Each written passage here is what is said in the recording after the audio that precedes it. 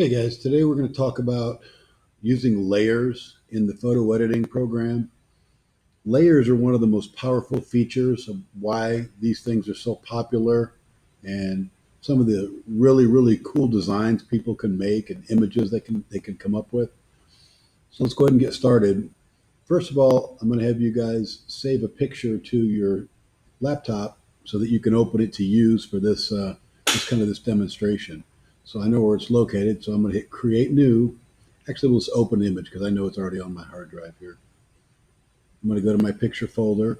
It'll be wherever you guys put it. I have it on my picture folder. It's this picture of Vincent van Gogh. And I'm just using this as a quick example so we have something to demonstrate on. Okay, you're going to see that as soon as you open up an image, over here on the side, you've got this layers uh, area and it says background and it's got the image. Okay. Background is kind of what your default image, when you bring it in, the whole image, it's just one layer. When we say layer, imagine this picture being painted on like a sheet of glass. It's what you work with. It's your desktop. You can work with it and change it and do things. If I take the mark out, I can no longer see that layer anymore. Layer's gone. Layer's back. Layer's gone just by toggling this check mark on and off. Okay. I can add other layers that I can make changes on. I can do things to this. Anytime I add a layer, imagine it being like another sheet of glass over the top of this one that you could still see through to see this one, but you can make some changes on it without ruining this one or changing this one in any way. Okay. There are lots of things you can do that when you do them, Pixlr will automatically make it a new layer to work with. Like if I paste something onto this, it's not going to just paste it dead right in the middle of this picture. It's going to put it on its own clear layer. You'll still be able to see it and move it around, but uh, you'll be able to see this layer under it. So, for example, if I were to, let's say I use my marquee tool and I just select this area around his face. And now I can go up and go edit, copy, and it's going to copy whatever is in the selected area. And I'm going to go edit, paste, and it's going to paste it back on. So I have a direct copy of what I just did. That area that I chose now is its own little copy. And if you look over here, you'll see, look, it's its own little layer too. So I've got one layer that just looks like this. If I toggle the other one off, one layer that looks like this. They're both on, then you can kind of see both of them like this. And I can use my arrow tool to move this layer around wherever I want it. If I hit return or enter, or if I click off of it, you'll be able to kind of see the whole thing with both layers on there. I can still move it, but to be able to do things to each particular layer, the layer has to be selected. Right now, this layer is this greenish color. That means it's selected. I can do that. That's the small image. The big image, if I try to move it, it's going there automatically. The big image, if I kind of move it, I can't really move it. There's nowhere to move it to. It's just the whole image. It's all one big giant piece. The little one I can move around if I select it. If I don't select it, I can't move it around. Okay. Questions I don't questions you might have we'll deal with later. I just want you to get you to very understand a simplistic explanation of layers. So I've got two layers, one on the bottom, one on the top. Okay. I'm moving around to show you both layers right now. If I want to get rid of the background layer, I click it off. And now I just have this layer that I can see. I can always click it back on, and now I can see it again. If I want to add something to this, let's say I want to put his name in, I want to add text. Whenever I bring text or letters into this, it will automatically bring them in as its own layer. So I'll get even another layer. So here's the text tool right here. It looks like a capital T. If I click on that, then my cursor becomes this little straight line. That's what the text cursor looks like. And I click it where I want it. And it's going to say, do you want to add a new text layer? Sure, let's do that. So that's the default text. And if you look up here, you'll see that's Arial. You can make it whatever you want. Let's say we make it Eberus or whatever this is called.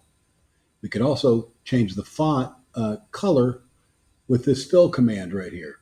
Let's say I want to make it white.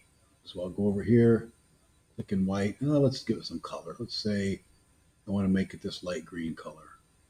Click it. I can change the size with this slider right here. or I can just type it in either way for whatever size font I want to have. Make it bigger or smaller. It's changing. Okay. I can move that text layer around.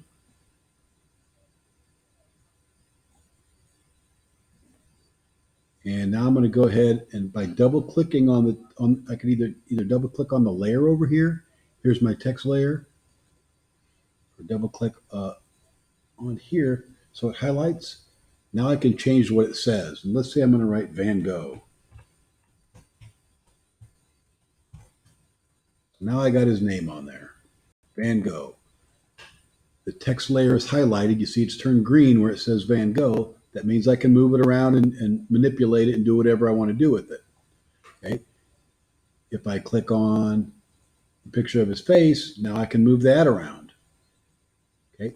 If I click on the background is checked off. You can't even see it. If I turn it on, try to move it around, I can't really move it around because there's nowhere for it to go. So I don't really need the background. I'm just going to leave that off. I've got two layers that I'm working with right now that are checked on. One is his face right here, and one says Van Gogh. That's the text.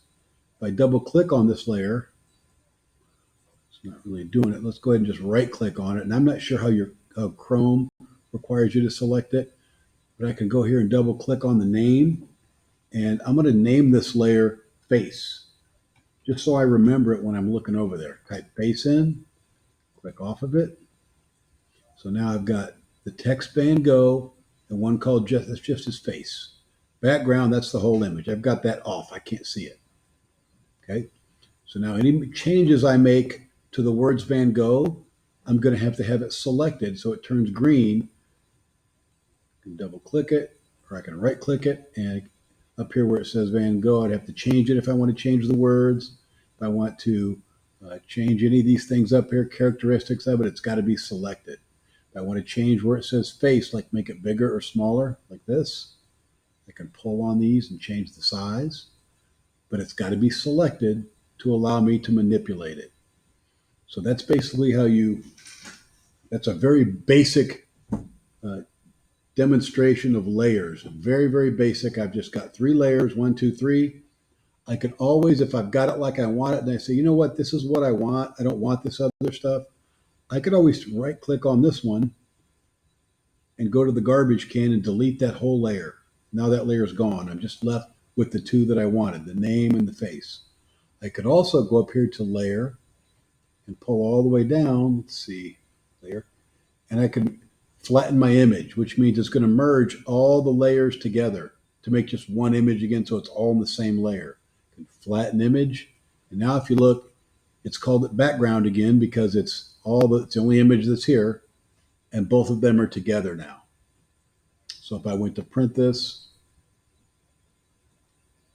it would all be together in one layer, one print right here. Cancel that. And this is all I want you guys to do today. I'm going to have you guys, when you do your little exercise, your assignment, I'm going to have you take this exact picture and cut out his face. And I'd like you to add some text, but I want you to use a different font than I'm using. You can use any one but this one right here. Take a picture of it, save it as a JPEG, and submit it through Google Classroom.